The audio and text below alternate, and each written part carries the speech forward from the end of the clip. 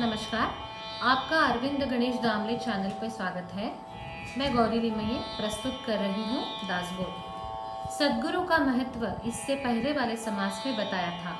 अब 5वें दशक के दूसरे समास में गुरु और सद्गुरु में अंतर क्या है ये बताया गया है। जन्म के साथ ही हमें हर चीज का ज्ञान नहीं होता। हम अपने ही घर वालों से, मित्रों से, पाठशाला के शिक्षकों से, किताबों से या अपने ही विचारों से भी बहुत कुछ सीखते हैं। इस दृष्टि से वे सब हमारे गुरु तो होते हैं, पर सद्गुरु नहीं होते। वे कोई ब्रह्म ज्ञान नहीं सिखाते। वे दुनिया के बारे में, किसी कला के बारे में जानकारी रखते हैं और हमें अवगत करा देते हैं। वे सही ज्ञान बताते हैं और खुद अनुभव लेकर बताते हैं, किताबों में पढ़कर नहीं। सद्गुरु का ज्ञान किताबों से, अपने गुरु से और सबसे महत्वपूर्ण उनके खुद के अनुभव से हासिल किया हुआ होता है। उस ज्ञान के अनुसार वो अपना जीवन व्यतीत करता है। उसके कथनी और करनी में फर्क नहीं होता। अगर आपको ये चैनल पसंद हो तो इसे सब्सक्राइब करें, लाइक करें, शेयर करें और बेल आइकॉन को दबाएं। दशक 5 समास 2। कोई चमत्कार कौशल दिखलाते, गुरु के नाम से जाने जाते, पर मोक्ष दिला सकते हैं जो ऐसे सद्गुरु वे ना होते। सम्मोहित कर सकते कोई, मंत्र तंत्र करते हैं कोई, असंभव से चमत्कार करके दिखलाते हैं कोई। दवा से रोग दूर भगाते, धातु से स्वर्ण बनाते हैं, नजरबंदी से इच्छित की प्राप्ति का मार्ग बताते हैं। साहित्य संगीत के पंडित है, गीत नृत्य में माहिर है, वाद्य वादन सिखलाते हैं, वे भी गुरु कहलाते हैं। झाड़ फूंक मंत्र सिखलाते, ताबिज कोई बांधते हैं, पेट भरने के ही हेतु कोई विद्या सिखलाते हैं। जो कुछ जो भी जानता है वह उससे सीखा सकता है, वो भी एक तरह गुरु है, पर सद्गुरु वह ना होता है। माता पिता हरेक के तत्वतः गुरु होते हैं, पर भव पार लगाता है वो सद्गुरु अलग ही होता है। गायत्री मंत्र सिखाता है, वह कुल गुरु कहलाता है। आत्मज्ञान जो दे सकता वही सद्गुरु होता है। ब्रह्म ज्ञान सिखाता है, अज्ञान को दूर जो करता है। आत्मा परमात्मा एक है करता, वही सद्गुरु होता है। भक्त भगवान अलग हो जाते, शिव जीव का द्वैत बन जाता, उसे द्वैत को नष्ट जो करता है वही सद्गुरु होता है। भव भय का शेर ईश्वर और मानव अलग अलग हो जाते हैं, उनका मिलन फिर करवा दे वही सद्गुरु होता है। माया के चंगुल में फंस कर दुखी जो भी होता है, उनको दुख से मुक्त कराता वही सद्गुरु होता है। वासना की बाढ़ में फंसकर मानव घबरा जाता है, उस बाढ़ से जो भी उसे बचाता वही सद्गुरु होता है। गर्भवास का दुख भोग इच्छा के बंधन में फंसता, ज्ञान दान कर उसे छुड़ाता वही सद्गुरु होता है। शब्दों के जंजाल में से सार हमें दिखाता है, स्वस्वरूप को स्पष्ट करे जो वही सद्गुरु होता है। जीव अपूर्ण सीमित होता है, उसे ब्रह्म बनाता है, केवल एक शब्द से उसकी दुनिया के संकट हरता है।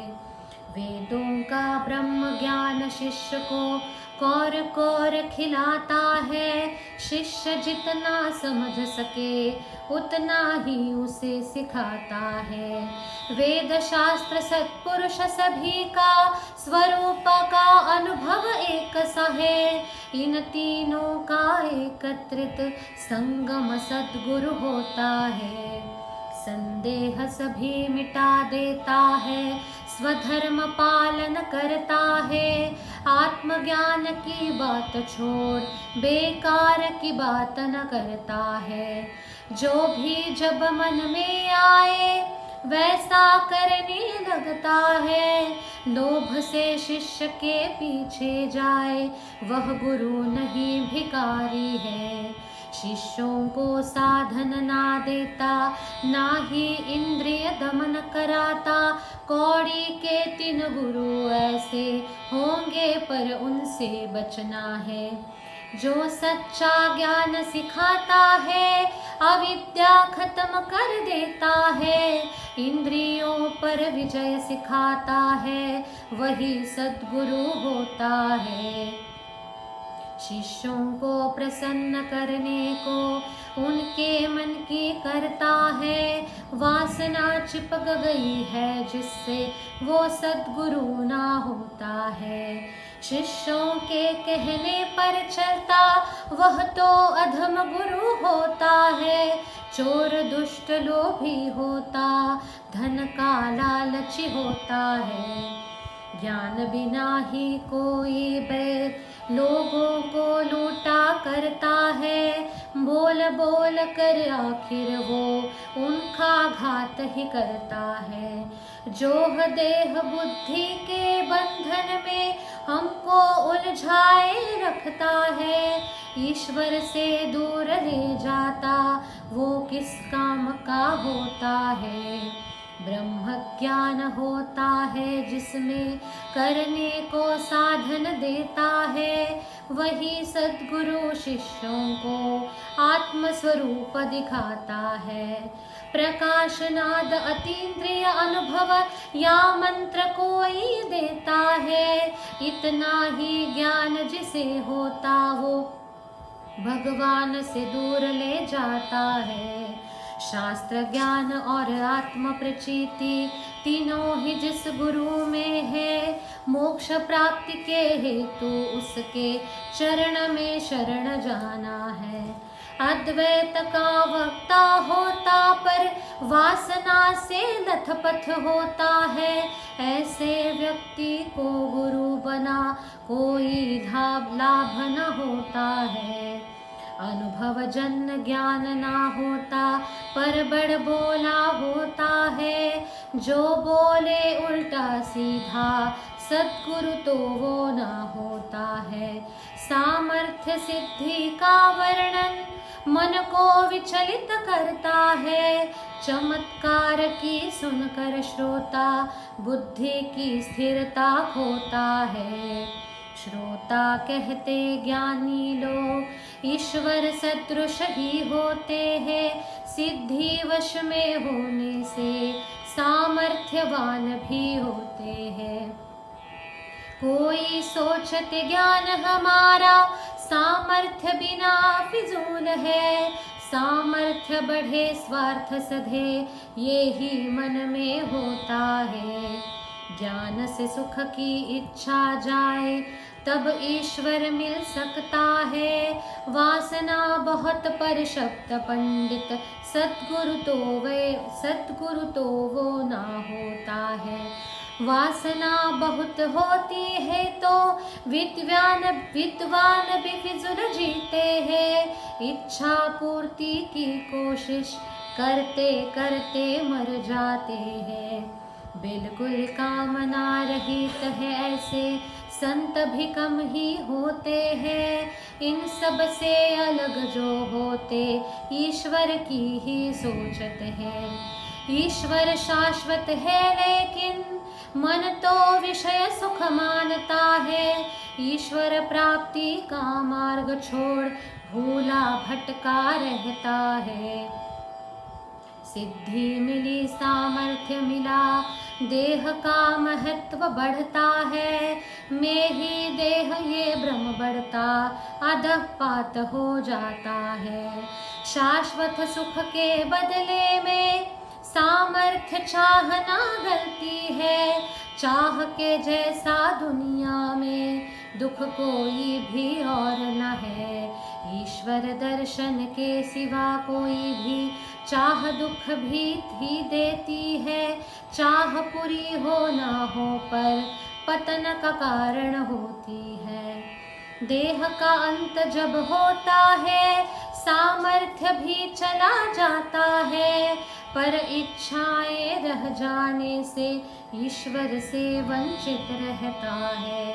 इसलिए वासना रहित जो है, आत्मस्वरूप पर निश्चल है। हमको भव पार लगाता है, वही सद्गुरु होता है। सद्गुरु का मुख्य लक्षण शुद्ध ज्ञान होता है। संदेह दूर हो जाते और संतोष हमेशा रहता है।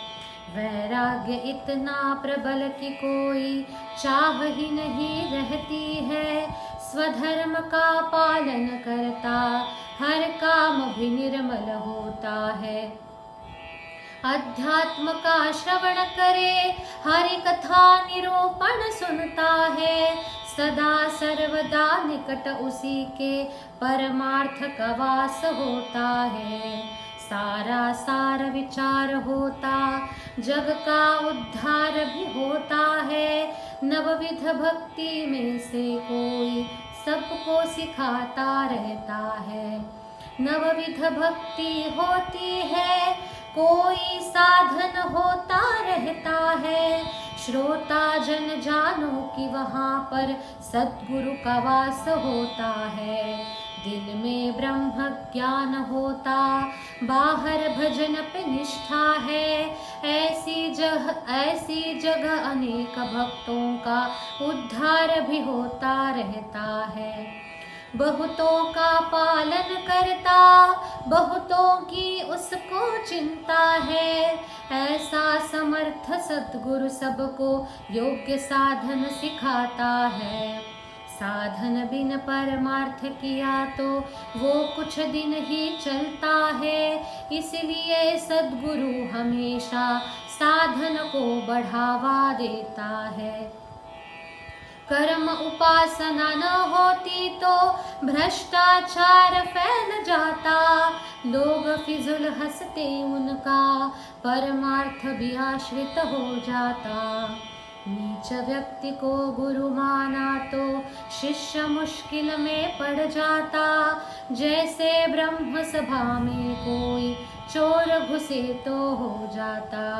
अच्छा लगे नीच व्यक्ति को गुरु उसको भी बना लेना, लेकिन अपने साथ किसी को उसके पास न ले जाना। पर धर्मी को गुरु बनाओ, स्वधर्म नष्ट हो जाता है।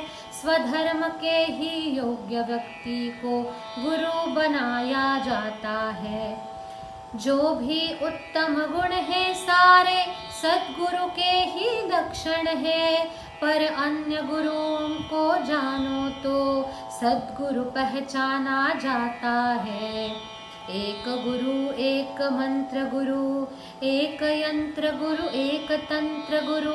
मल्ल विद्या का एक गुरु और एक है राजगुरु। एक माना है गुरु एक कुल गुरु, एक विद्या एक कुविद्या का गुरु। एक झूठा और एक दंड देता है गुरु। माता गुरु और पिता गुरु है, राजगुरु और देव गुरु है। जो हर कला में माहिर है वो जगत गुरु कहलाता है। ये तो 17 गुरु है, लेकिन और भी गुरु होते हैं। उनके बारे में भी अब हम कुछ ना कुछ बतलाते हैं। स्वप्न गुरु एक एक दीक्षा गुरु, किसी की प्रतिमा ही गुरु है। और कोई कहता है खुद का खुद वो ही गुरु है। कोई कुछ भी करता है तो किसी से तो वो सीखता है, वो उसका गुरु बन जाता है। ऐसे अनेक गुरु बनते हैं, अनेक विचार अनेक मतों के, अनेक गुरु जीवन में आते। मोक्ष दे सकते जो हमको, वही सद्गुरु है होते। अनेक विद्या अनेक गुण है, और फिर कृपा प्रेम बहुत है। यही समझना श्रोता लक्षण सर्वप्रथम सद्गुरु का है।